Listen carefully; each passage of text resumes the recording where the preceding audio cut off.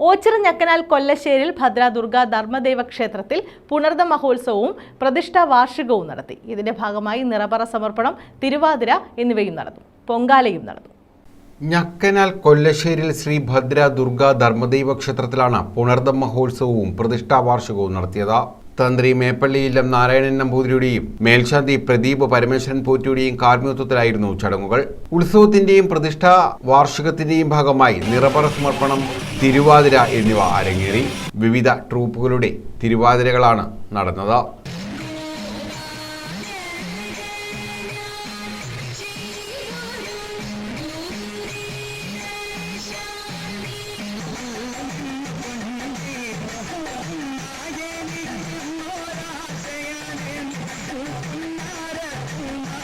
ക്ഷേത്രത്തിൽ പൊങ്കാല ചടങ്ങും നടന്നു. നിരവധി ഭക്തരാണ് പൊങ്കാലയിൽ പങ്കെടുത്തത്. News bureau, Ochira.